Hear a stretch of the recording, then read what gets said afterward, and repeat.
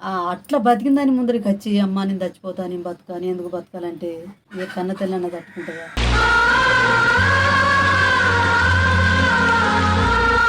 అత్త రాదు తెలీదు. మేము ఉంటాం, కలిసి ఉంటామో విడిపోతామో అది కూడా తెలీదు ఇప్పుడు. మీరు చాలా రోజుల నుండి అడుగుతుర్రు కదా!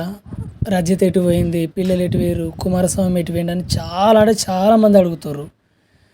నేను ఏం చెప్పలేకపోతున్నా. అంటే ఒక్క వీడియోలో కాదు, చాలా వీడియోస్‌లో ప్రతి ఒక్కరు రజిత గురించి, పిల్లల గురించి చాలామంది ఇది అడుగుతుర్రు. యూట్యూబ్‌లోనే కాకుండా ఇన్‌స్టాలో కూడా మెసేజ్ చేసి అందులోకెళ్ళి మన ఇన్‌స్టాలో కాల్ కూడా చేసి అట్లా అడుగుతుర్రు. ఇంకా నాకు తెలిసిన వాళ్ళు వీళ్ళు కూడా కాల్ చేసుకుంటా, "అన్న రజిత ఎటు పోయింది? బావ రజిత ఎటు పోయింది?" అని ఇట్లా అడుగుతుర్రు. ఏం చెప్పలేకపోతున్నా. మొత్తం పిచ్చోనయిపోతున్నా నేను. బాగా ఆలోచించిన నిన్న నైట్, బాగా అంటే బాగా ఆలోచించిన. నేను ఏ వీడియో పెట్టినా గానీ, ఆ వీడియో గురించి కంటే ఎక్కువ వచ్చేటియి వీళ్ళెటు పోయిరన్న కామెంట్స్ ఎక్కువ వస్తున్నాయి. అరే! ఇట్లా వచ్చిన కొద్దీ నేనిట్లా వాళ్ళకు చెప్పకపోతే వాళ్ళు నన్నేమనుకుంటారో, నన్నెట్లా తిట్టుకుంటారో, అంటే ఇది పొగరుందనుకుంటారో, లేకపోతే నన్ను చీపుగా చూస్తారో, ఎంతైనా గానీ నాకంత మంచిగా అనిపించలేదిగ.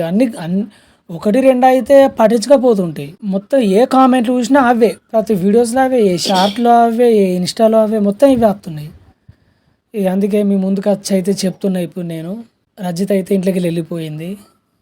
ఇప్పుడు మా ఇంట్లో లేదు రజిత. దాదాపుగా నెల 15 రోజులైతుంది ఇప్పటికి. నెల 13, 15 ఇట్లా అయితుంది రోజులు. ఇప్పటికైతే ఫోన్లు కూడా తీసుకోలేదు. బాగా అంటే బాగా బాధున్నది. అది ఎందుకు వెళ్ళిపోయిందన్న కారణం కూడా నేను చెప్తా. కానీ ఇట్లా ఎన్ని ప్రాబ్లమ్స్ ఉన్నా కానీ, ఇంత ఇబ్బంది పడుతున్నా కానీ, నేను వీడియోస్‌లో మాత్రం నవ్వుకుంటూనే ఉంటున్నా. నవ్వుకుంటూనే మాట్లాడుతున్నా. ఎందుకంటే నా ఫేస్‌లో డల్ కనపడ్డా, నా ఫేస్‌లో ఏమన్నా కనపడ్డానో వాళ్ళకి ఇంటనే అర్థం చేసుకుంటారు అని ఎప్పుడు నవ్వుతూనే ఉన్నా నేను. ఎందుకెళ్ళిపోయింది అంటే, మాకు జాగ లేదు, ఇల్లు లేదు. ఇన్ని సంవత్సరాల దాకా మొత్తం మేము కిరాయి ఇంట్లో వండుకుంటూనే వచ్చినాం. అది మీకు కూడా తెలిసిందే. కిరాయి ఇంట్లో ఎన్ని కష్టాలు పడ్డామో, రజిత ఎంత ఏడిచిందో. అంతకుముందు కిరాయి ఇంట్లో ఉన్నప్పుడు కూడా వర్షం కొట్టినా కానీ పాపం రజిత ఎంత ఏడిచిందో నాకు కూడా తెలుసు. నేనెంత బాధపడ్డా నాకు తెలుసు. పిల్లలు ఎంత నరకం చూసిర్రో అది తెలుసు. ఆఖరికత్తే అక్కడి నుండి వెళ్ళిపోయి ఇక్కడికి వచ్చినాం. ఇక్కడ కూడా పాపం అమ్మ లేకపోతే అసలు ఈ ఇల్లు కూడా మాకు లేదు. ఈ ఊర్లో కూడా మాకు ఎక్కడ కిరాయిలు కూడా దొరకలేదు. ఎక్కడా లేవు. తిరిగి తిరిగి ఆగమైపోయినాం. అమ్మ చూసి నా కొడుకు, నా కోడలు, నా మనవళ్ళు, మనవరాలు వీళ్ళందరూ ఏడాగమవుతారు. ఆయనతో ఒక గూడు లేకపోతే ఎక్కడుంటారు ఏంది అని బాగా ఆలోచించి అమ్మ పాపం ఈ ఉన్న 2 రూమ్‌లు అవి కూడా చిన్న చిన్న రూమ్‌లు మీకు తెలిసిందే కదా! ఒక రూమ్‌లల్లా మొత్తం సామాను పెట్టి ఇంకో రూమ్‌లల్లా అమ్మ ఉండేది. ఆఖరికి మేమొచ్చిన తర్వాత మమ్మల్ని ఇక్కడికి తీసుకొచ్చి మా అమ్మ ఇక్కడ ఉండుర్రా అని మేమున్న ఇప్పుడు ఈ రూమ్‌లోకెళ్ళి సామానంతా అల్ల పెట్టుకొని పాపం వీళ్ళు ఇరుకులుంటుర్రు. అటు సామాన్లు, ఇటు నిద్ర తీసుకోవడానికి మొత్తం ఇక పాపం వాళ్ళకి ఇరకడం అయిపోయింది. మాకు కూడా ఇరకటమే కదా! కానీ ఉండడానికైతే ఒక చోటైతే ఉండాలి అని ఉంచినాం. ఇక ఇదొక బెడ్ మొత్తం నిండిపోయింది. అటు ఏం తీసుకోరాదు మాకు. ఏం తీసుకోవాలన్నా ఎక్కిపోవాలి, ఎక్కి రావాలి. అప్పుడు ప్రమోషన్‌లో ఒక పరుపు తీసుకున్నాం కదా! ఆ పరుపు ఎంత వైట్ ఉండే ఎంత మంచిగా ఉండేది. ఇప్పుడు అది మొత్తం తుక్కయిపోయింది. మొత్తం బ్లాక్ అయిపోయింది. ఎందుకంటే ఎక్కుడు, దిగుడు, ఎక్కుడు, దిగుడు. నడుచుకుంటూ పోయేది లేదు కదా! ఇల్లు మొత్తం అదే నిండిపోయింది కాబట్టి బట్టలు తీసుకోవాలన్నా, ఏమన్నా వస్తువులు తీసుకోవాలన్నా, కావాల్సిన వస్తువులు కావాలన్నా మొత్తం ఎక్కిపోవాలి, ఎక్కి రావాలి. ఇక రచిత బాగా ఆలోచించుకుందో ఏమో తెలీదు గానీ, ఇక అన్నీ ఆలోచించుకుంది. ఎక్కడన్నా కరెక్ట్ లేదు. మొత్తం ఇరకడం అయిపోతుంది. ఇంట్లో వాతావరణం మంచిగా లేదు. ఎటు చూసినా గానీ ఇబ్బంది. ఫ్రీ స్పేస్ అనేది లేక ఆ సంతోషం అనేది లేదు ఆమెకు. అంటే నాకు లేదు, ఆమెకు లేదు. కానీ తప్పదు కదా! ఏం లేనప్పుడు ఏం చేయాలంటే అడ్జస్ట్‌వి కావాలి తప్పదు. అన్నీ ఒక్కటిసారి రమ్మంటే రావు. మేమక్కడ ఇల్లు అమ్మినామంటే అవ్వో 20,00,000 వచ్చినాయని మనిషికి 5,00,000 పంచుకుంటే 5,00,000లో ఏమొస్తది? భూమి కరెక్ట్ వస్తదా? ఆ ఇల్లు కరెక్ట్ కట్టుకోవస్తదా? ఏది కూడా రాదు కదా! అందుకోసమే ఇక ఏం చేయలేక దేవుని దయ వల్ల ఎప్పుడన్నా ఇయ్యడా, ఎప్పుడన్నా ఇచ్చినప్పుడు జాగనో ఏదో ఒకటి కొనుక్కొని ఎట్నో చూసుకునేది అని అనుకుంటూనే వండుకుంటూ వచ్చిన. కానీ ఇక రజిత వల్ల కాలేదు. రజిత వల్ల కాలేక గొడవ పెట్టుకుంది. ఎప్పటినుంచెల్లో రజిత మా చెల్లెళ్ళ బిడ్డ చనిపోయిందంటే వాళ్ళు వచ్చి ఇళ్ళకి వచ్చి ఇళ్ళకి వెళ్ళిపోమ్మని అన్నారంటే అప్పటి నుంచి డల్లుగా అయిపోయింది. ఇప్పుడు వాళ్ళు వచ్చి ఇంట్లో ఉండుడుకు ఈ ఊరంతా తిరిగితే కిరాయిలు దొరకపోవడంకు ఇది నేను తీసుకునే ఇల్లు మీకు తెచ్చేది. నేను ఆడ ఈడ ఎక్కడ ఉండా నాకు సపరేట్ కావాలని అనుకుని ఇది తీసుకున్నా కదా.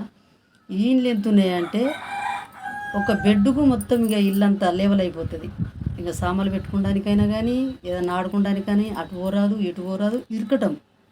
అంత ఇరకటంలా అయినా పర్లేదు కానీ కొడుక మరి ఇప్పుడు చెట్ల కింద ఉంటారా? ఎక్కడ ఉంటారు చెప్పు? అంత వరదాకైతే నా జాగా కొనుక్కునేదాకన్నా లేకపోతే ఏడన్నా కిరాయి దొరికేదాకన్నా వచ్చి మా ఇంట్లో ఉందిరారా, ఇరకటమైనా పర్లేదు 4 రోజులు గెలిపించుకుందాం ఎట్లనో అని అనుకుంటే ఇక ఆ ఇంట్లోకి వెళ్ళేళ్ళుడే రజిత అయితే మస్తు డల్ అయిపోయింది. మా ఏం బతుకులు ఇవి, మేము ఎన్ని రోజులు ఇంక ఇట్లా బతుకుడు, ఎన్ని రోజులు కిరాయిల పంట తిరుగుడు. అక్కడ అన్నను ఉరిసిందో మన్నో ఇల్లు పోని అని అల్లు ఉందాం అనుకుంటే అల్లకి వెళ్ళి కొట్టిండ్రు. అల్లకి వెళ్ళి వచ్చి ఇల్లు ఉందామంటే ఇల్లు ఇరకటం ఒత్తిడి అయిపోయింది. ఏ పని చేసుకోవట్లేదు, బట్టలు పెట్టుకోవట్లేదు, ఓ సిలిండర్ బోర్లు పెట్టుకొని అన్నం వండుకోరాదు. ఇల్లు ఏంది కథ, నా బతికేంది, నా లెక్కేంది, నేను గిసుంటి ఇంట్లో నేను పడేది, నేను ఇంట్లో నరకం చూస్తున్నాను ఎందుకు అని మస్తు బాధపడుకుంటా. ఇక అప్పటి నుంచి అయితే మస్తు డల్లుగా అంటే మరీ డల్లుగా అయిపోయింది. నవ్విపించినా నవ్వేది లేదు. ఇక భర్తతోటి కూడా సరిగా మాట్లాడేది లేదు. ఎందుకే రజిత గిట్ల ఎందుకైనా అంటే ఏం చెప్పాలి నా బాధ వాళ్ళు అర్థం చేసుకుంటారు. నేను గీ ఇంట్లో నా ఉండేది, గా ఇంట్లో నా ఉండేది, నాకు ఉండ బుద్ధి అయితే లేదు, నాకు మనశ్శాంతి లేదు, నాకు తిన్న బుక్కడ పోయిన పడతలేదు, నాకు పంట కూడా నిద్ర వస్తలేదు, నేను ఎందుకు నేను ఉండాలి ఇట్లా, నాకు ఉండ బుద్ధి అయితే లేదు అని ఆ మాట అన్నది. ఎన్ని రోజుల నుంచెల్లో ఇక సిట్టి చనిపోయి అయితే 3 నెలలు అవుతుంది. 3 నెలల కాడికి వెళ్ళి కడుపులో మెసిలి అయితే బయట వడగొట్టుకున్నది. బయట వడగొట్టుకొని సొమ్మని కొద్దిగా ఒత్తిడి చేసుడు పెట్టింది. ఒత్తిడి ఎట్లా చేస్తుందంటే, నాకు ఇప్పుడు జాగా కొని ఇల్లు కడతావా లేదా అంటే మా సుమ చూసామన్నాడు. జాగా కొని ఇల్లు కట్టేంత సోమత మనకున్నదా రజిత? మన గంత సోమత ఉన్నాక గా ఇంట్లో మనం ఎందుకుంటాం, గీ ఇంట్లో మనం ఎందుకుంటాం? నువ్వు అట్లా అంటే ఇంత ఒత్తిడి పెడితే నేను ఎక్కడికి పోతానంటే నేను తట్టుకోలేను, నా వల్ల కాదు, నీకు ఉన్నది చెప్తున్నా, నేను ఈ ఇంట్లో ఉండలేను, ఈ కిరాయిలు నేను చాలా రోజులు అవుతుంది ఇట్లా జరగబట్టి, చాలా రోజులు అవుతుంది. కానీ ఇంత ఒత్తిడి ఇక రజిత వెళ్ళిపోయింది కూడా అమ్మలేని టైం చూసుకున్నది. మా అమ్మ మా పిన్ని వీళ్ళందరూ హైదరాబాద్ వేరు కదా. హైదరాబాద్ పోయిన తర్వాత అదే రోజు అటు పోవుడు ఇటు స్టార్ట్ అయింది మా గొడవ. ఇక అద్దు, నేను ఉండను, నేను చెయ్యను, నేను వెళ్ళిపోతా, నాకు అవసరం లేదు, గిట్లాంటి బతుకు నాకు ఎందుకు, ఎన్నిసార్లు అని నేను అర్థం చేసుకోవాలి, ఎన్నిసార్లు అని నేను ఓపిక పట్టుకోవాలి, ఇక నా ఓపిక నశించిపోయింది, ఇంకా ఎన్ని సంవత్సరాలు నేను కిరాయి ఇంట్లో తిరగాలి, ఎప్పుడు ఇదే బతుక నాది, ఈ నా బతికేంది, ఉన్నా కూడా ఈ బతుకు లేకున్నా ఒకటే నాకు, ఇంకా చాలా మాట్లాడినది. అంటే నేను అర్థం చేసుకోవాలని అంటలేను. ఆమె ఆమె అన్నదాన్ని కూడా నేను కోపానికి రాలేదు, ఎందుకంటే అది నిజమే కదా. కానీ ఏంటంటే లేనప్పుడు ఏం చెప్తాం, ఇప్పుడు లేనప్పుడు ఏం చేయలేం కదా మనం. నేను ఒకటే చెప్పిన, రజిత ఇది కావాలి, అది కావాలి, అది కావాలి, ఇది కావాలంటే అనుకున్నంత మాత్రం తొందర తీసుకొచ్చి పెట్టేంత లేను.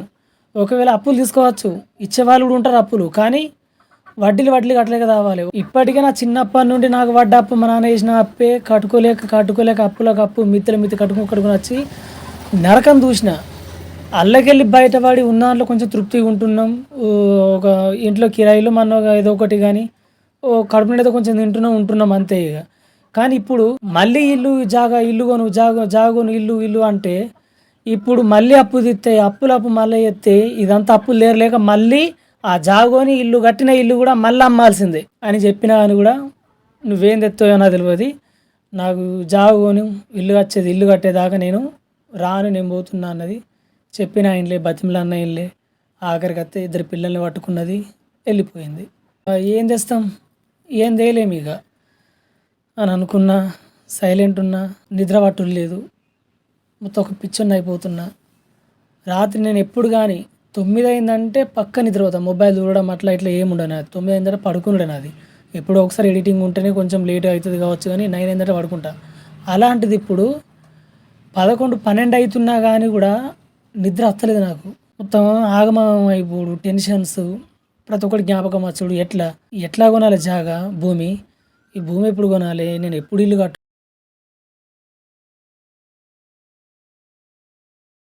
ఎట్లా నా వల్ల అవుతుందా, నా వల్ల ఎంత అంత లేదు. ఇదన్నీ చేయాలంటే రెండే దారులు ఉన్నాయి. ఒకటి దొంగతనం చేయాలి, లేకపోతే ఏదైనా ఒకటి ఇక తెగించే పోరాలి ఏదైనా ఒకటి. కానీ అది మన వల్ల అవుతుందా? అది మన వల్ల కాదు, అది పెద్ద తప్పు. నిజాయితీనే ఉండాలి. నిజాయితీ సంపాదన అయితే ఇప్పుడు వెళ్ళదు. అది తెలిసిన విషయం మనకు. నిజాయితీ సంపాదన ఇప్పుడు తొందర రమ్మంటే రాదు, టైం పడుతుంది.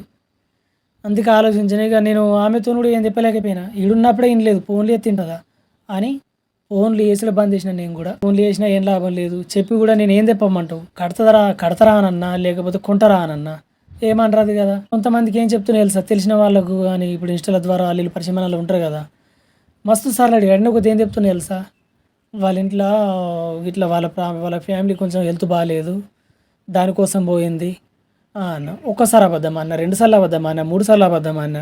ప్రతిసారి ఆమె కనబడకపోతే వీడియోలలో కనబడతలేదు, అందరికి తెలిసిపోతుంది. ఎట్లాగూ వీడియోలలో అయితే ఎట్లా వస్తాం మేము, ఆమె మొత్తం కనబడతలేదు, పిల్లలు మొత్తం కనబడతలేదు అంటే కారణం ఏంటిది, వెళ్ళిపోయిందని. ఇప్పుడు వాళ్ళకి ఎన్నిసార్లు అబద్ధం ఆడదాం, అబద్ధం తప్పిన కొద్ది పిచ్చిలేస్తుంది. ఎట్లా ఎట్లా ఎట్లా అని మైండ్ అంతా ఆగం అయిపోతుంది. అందరికి ఇది అబద్ధం చెప్తున్నా. ఫైనల్గా అయితే ఇప్పుడు మీ అందరికి తెలవాలని చెప్పేస్తున్నాయి. ఇక ఈ రజిత విషయంలో ఎందుకు చెప్తలేరు అని మీరు బాధపడుతున్నారు. మళ్ళీ అందులో ఏంటంటే ఇప్పుడు రజిత ఎట్లా రాదని నాకు తెలుసు, మాకు తెలుసు రజిత ఎట్లా రాదని తెలుసు. ఒకటే మాట అన్నది, ఏమన్నా తెలుసా, నేను అక్కడికి రావాలంటే నేను వచ్చిన తర్వాత అడుగు పెట్టాలన్నది. అంత పెద్ద మాట అనేసరికి నమ్మకం అనేది చచ్చిపోయింది. ఇక రాదని ఫిక్స్ అయిపోయినా నేను. అందుకే ఆమె ఎట్లా రాదు, నేను ఎన్ని రోజులని మీ అబద్ధం చెప్పాలి మీకు, లేకపోతే చెప్పకుండా సైలెంట్ ఉంటే నన్ను తిట్టుకుంటారు పక్క. ఎన్నిసార్లు పెట్టినా ఆఖరికి వస్తే సబ్స్క్రైబ్ చేసుకున్న వాళ్ళు కూడా అన్సబ్స్క్రైబ్ కూడా చేసుకుంటారు. ఇట్లాంటి వాళ్ళకి మనం ఎందుకు, మనం అన్నదానికి రెస్పెక్ట్ లేదు, ఏం లేదు, ఏం చెప్పలేదని అట్లా కూడా అనుకుంటారు. అదంతా ఎందుకు, ఇక చెప్పేస్తాను చెప్పానే. ఫైనల్గా అయితే నేను ముందుకు వచ్చిన చెప్పిన. ఇక నాకంటే ఒకటి ఏంటంటే టెన్షన్ అనేది పోయింది. ఎందుకంటే మీకు చెప్పినా కదా, చెప్పకపోతే అది ఇంకా మిగిలిపోవు. కామెంట్లు బాగా వస్తున్నాయట.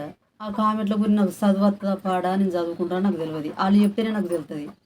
కానీ ఏమంటున్నాడు, బాగా కామెంట్లు వస్తున్నాయమ్మా, రజిత ఎటు పోయింది, పిల్లలు ఎటు పోయినరు, కనబడతలేరు, మీరు ఎందుకు చెప్తలేరు, మీ దాంట్లో ఏమో కథ ఉన్నది, లేకపోతే కనబడకపోవునా. ఆల్రెడీ ఒకరు పెట్టిర్రు, వెళ్ళిపోయిందా ఇంట్లోకి వెళ్ళాలన్నారు. సరే మరి చెప్పకపోతే ఎట్లుంటుందిరా, చెప్పాలి. మనం అన్నీ చెప్తున్నాం కాబట్టి ఇది కూడా చెప్పక తప్పది అని అంటే ఎట్లా చెప్పాలమ్మా, మానం పోతుంది, ఇజ్జత్ పోతుంది, ఎవరన్నా ఏమని అనుకుంటారేమో, ఇట్లా చెప్తే తక్కువ అంచనా ఎత్తారేమో అని అనుకుంటే తక్కువ అంచనా వేసుకుంది ఏమున్నది చెప్పు. మళ్ళీ మావాడు ఏమంటుండంటే, అమ్మ ఇవన్నీ బాధల కంటే నా బతుకు మంచిగా లేదు, చిన్నప్పటి కడికెళ్ళి నేను నరకంలో పడ్డా, చిన్నప్పుడు నాకు అప్పు ఎత్తే అప్పు తెంపలేక ఇది వరదక చచ్చిన, అప్పు అన్న అంత కొంత దిగింది, ఇప్పటికన్నా కొద్దిగా పేరుకెళ్ళి బతామని అనుకుంటే మా భార్య అర్థం చేసుకోక కొద్దిగా ఓపిక పట్టలేక నాకు ఇల్లు కావాలి, నాకు జాగా కావాలి, అది వరదాకా నేను రానని వెళ్ళిపోయింది. ఇవన్నీ బాధల కంటే ఒక్కటి ఏదన్నా చేసుకుంటే మంచిగా ఉంటుంది కదమ్మా అన్నాడు. చెప్పకపోతే నడుతుందా మరి, చెప్పుండ్రి మీరే, మీకు చెప్పకపోతే నడుతుందా? ఆ కన్న తల్లి ముందడ కసుటి మాట మాట్లాడితే ఏ కన్న తల్లి అన్నా తట్టుకుంటుందా, ఏ కన్న తల్లి అన్నా బాధపడకుంటుంటుందా?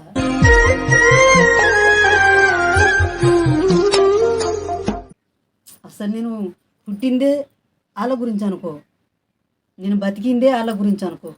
అసలైంది అయితే నేను నా భర్త ముఖం చూసుకుని అయితే నేను బతకలేను. నా భర్త లంగ అయినా దొంగ అయినా రవిడైనా కానీ నాకైతే 3 పిల్లలు ఉన్నారు. వాళ్ళు ఎదిగినాక నాకు ఆధారం దొరకపోతుందా, వాళ్ళ వల్ల నేను సుఖపడకపోతున్నా అని నేను వాళ్ళ మీద ఆధారపడి నేను బతికిన. అట్లా బతికిన దాని ముందరికి వచ్చి అమ్మ నేను చచ్చిపోతా, నేను బతుకా, నేను ఎందుకు బతకాలంటే ఏ కన్న తల్లి అన్న తట్టుకుంటుందా?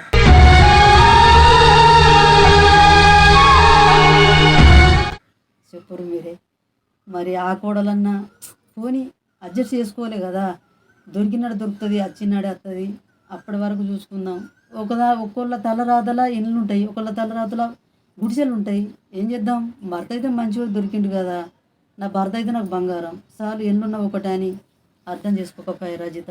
నాకు ఇల్లు కావాలి, నాకు జాగా కావాలి, నేను ఇల్లుంటే వస్తా, లేకపోతే రాను, నాకు సంబంధం లేదు, నేను ఇండ్ల తిరిగా అంటే నేనైతే ఏమనలేకపోతున్నా. ఏమన్నా అంటే మా అత్తమ్మకి అట్లానే, మా అత్తమ్మకి ఇట్లానే అంటారు. ఆ మాట నేను ఎందుకు అనాలి? కిరాయిలు ఉండా మందిళ్ళ పంట తిరిగా నేను ఫెయిల్ అయిపోతున్నా, నాకు అసలు ఇంట్లో ఉండబుద్ధి అయితే లేదు, ఇల్లు కట్టి చూపెట్టమాను, ఇల్లు కట్టినాక నేను అత్త అంటుంది. ఏం చెప్పమంటావు?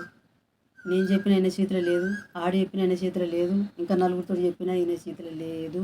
నాకు ఇప్పుడు కట్టేంత స్తోమత లేదు. మరి ఇది మీకు చెప్పకపోతే మేము వీడియోలు రావు, రజితతో రావు, పిల్లలతో రావు. రావవి. అందుకని మీకు అన్ని చెప్పుకుంటున్నాం కాబట్టి ఇది కూడా చెప్పుకున్నాం. రచయిత విషయంలో మాకు వీడియోలు కావాలనుకుంటే అవుతుందో కాదో తెలియదు, అత్తో రాదో తెలియదు, మేము ఉంటాం కలిసి ఉంటామో లేదు విడిపోతామో అది కూడా తెలియదు ఇప్పుడు ఇక. ఎందుకంటే ఇక్కడ దాకా వచ్చింది కథ అంటే అది నాకు నమ్మకం అనేది మొత్తం కోల్పోయినా. కానీ ఒకటి ఏంటంటే మీరు ఇక రచయిత లెక్కల ఆశ అయితే పెట్టుకోకూరు వీడియోల మీద. ఉన్న రోజులు అయితే నేను మీకోసం నాకు ఎన్ని కష్టాలున్నా ఎన్ని బాధలున్నా మీకోసం అయితే నేను ఏదో చేస్తా వీడియోలు, తాపొక్క వీడియో అయితే నేను తెస్తా. మీకైతే నేను క్లారిటీ ఇచ్చినానే అనుకుంటున్నా. ఎందుకంటే ఇన్ని రోజులు మీరు కామెంట్లు పెట్టారు కాబట్టి ఆ కామెంట్కు మేము రిప్లై అయితే ఇచ్చినాం. ఇది దయచేసి మరి ఎవరు కూడా తిట్టుకోకూర్రి. ఇట్లా కూడా మేము చెప్పకపోతుంటాం కానీ ఇక ఎట్లా ఇప్పుడు రజిత వీడియోలు తీసడానికి లేదు, అది వచ్చడానికి లేదు. మేము వీడియోలు పెట్టకపోతే మీరు కామెంట్లు పెడితేనే ఉంటారు, తెలుసుకుంటూనే ఉంటారు. మరి మీకు చెప్పకపోతే ఈ కథ ఏంది, లేవలేంది అని మీకు తగమక కాకుండా మీకైతే మొత్తం చెప్పినాం. సుమన్ పరిస్థితి అయితే గట్టున్నది. ఆడిప్పుడు ఇల్లు కట్టే సోమత లేదు, జాగునే సోమత లేదు. ఆమెనేమో ఇల్లు కడితే అత్త, జాగుంటే అత్త అంటుంది. ఇటు కట్టడానికి లేదు, ఆమె వచ్చడానికి లేదు. ఈ కథ ఎట్లా జరుగుతుందో మాకు తెలుతలేదు. కొద్దిగా మాకు సపోర్ట్ ఉండి సుమన్ను ముందుకు వెళ్ళి మమ్మల్ని ముందుకు తెస్తే బాగుంటుందని మేము కోరుకుంటున్నాం. దయచేసి ఏమనుకోకుండా